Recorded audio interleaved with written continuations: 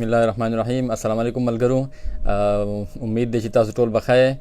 زمونږ دا ویډیو ډېر ورځې پس راځي ځکه چې زما خپل هم مصروفیات یې، زه خپل کاروبار هم کوم، نو د هغې وجې نه په دې کې دا پیره لږ ډېره زیاته وقفه راغله ځکه چې مصروفیات لږ ډېر زیات وو. زه ډېره بخښنه غواړم. دا یو پریزنټ کنټینیوس ټینس مونږ مخکې کړی دی، خو ډېرو ملګرو تپوس کړی و چې په دې کې مونږ د پریزنټ کنټینیوس ټینس نیګیټیو او انټراګیټیو فقرې څنګه جوړېږي هغه مونږ نه دي کړي، نو دا پکې زمونږ نه هېر شوي وو.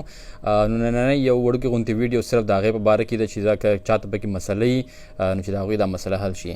په پریزنټ کنټینیوس ټینس کې که تاسو ته یاد وي د هغې چې فقره څنګه جوړېږي، لکه هی از پلینګ ان د پارک. تاسو وګورئ اول سبجیکټ راځي، بیا بی راځي. بیز تاسو ته ما ویلي بی چې کوم دی هغه ایم از آر دې ټولو ته بیز ویل کېږي. نو اول سبجیکټ راځي، بیا بی راځي، بیا د ورب جرنډ فارم راځي، یعنی د ورب د فرست فارم سره چې کله آی ان جی ولیکلی شي دا کنټینیوس یو کار چې مسلسل کېږي نو د هغې دپاره دا استعمالیږي، نو د ورب جرنډ فارم دې ته ویل کېږي. صحیح ده. نو سبجیکټ راځي، بیا بیز راځي، بیا د ورب جرنډ فارم راځي، بیا د هغې نه پس آبجیکټ راځي که آبجیکټ په فقره کې نو اله. نو دغه شانت د دې چې کله مونږ نیګیټیو فقرې جوړو نو په هغې کې صرف د ناٹ اضافه کېږي، خو د فقرې ترتیب به بیا داسې راځي. ګوره اول به سبجیکټ راځي، بیا به بیز راځي لکه ایم آر یا از دا به لګي، او د هغې نه پس به ناٹ لګي، او بیا به د ورب جرنډ فارم راځي، او بیا به د هغې نه پس د هغې نه پس به بیا آبجیکټ راځي که په فقره کې آبجیکټ وي. نو مثال په طور لکه یو فقره ده آی ایم ایټینګ، زه خوراک کوم. دا خو ساده فقره د پریزنټ کنټینیوس ټینس. نو اوس که د دې نه مونږه نیګیټیو فقره جوړو نو بیا راځي آی ایم ناٹ ایټینګ، زه خوراک نه کوم. یا وی آر پلینګ ان د پارک، مونږه په پارک کې لوبې کوو. وی آر ناٹ پلینګ ان د پارک، مونږ په پارک کې لوبې نه کوو. یا یو آر هایډینګ ان د روم، ته په کوټه کې یعنی په کمره کې پټېږې. You are not hiding in the room. ته په کوټه کې نه پټېږې. بل they are crying together. هغوی په یو ځای باندې جاړي. They are not crying together. هغوی په یو ځای باندې نه جاړي. دغه شانتي د هی شي اټ هغه فقره وه لکه he is writing a letter. هغه یو خط لیکي. So د دې نیګیټیو به څنګه جوړېږي؟ he is not writing a letter.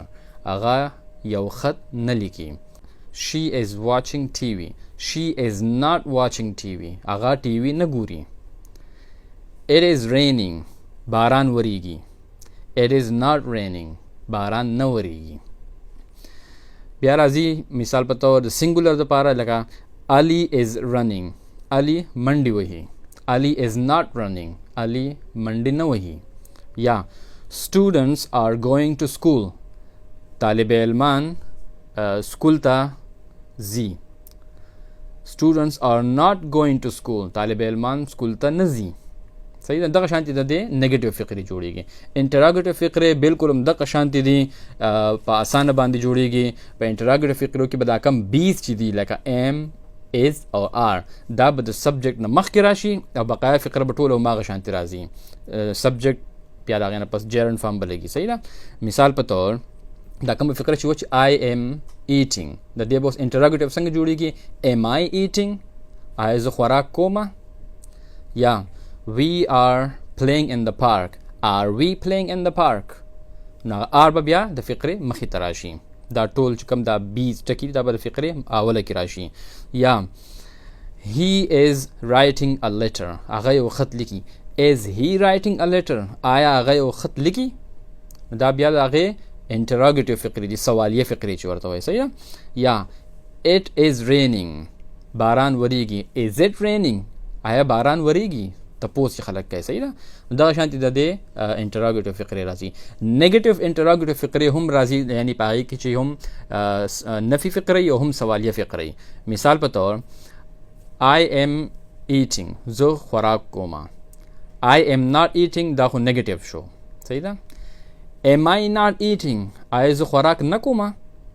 دا ګوره دا هم سوالیه شوله هم نفي فقره شوله.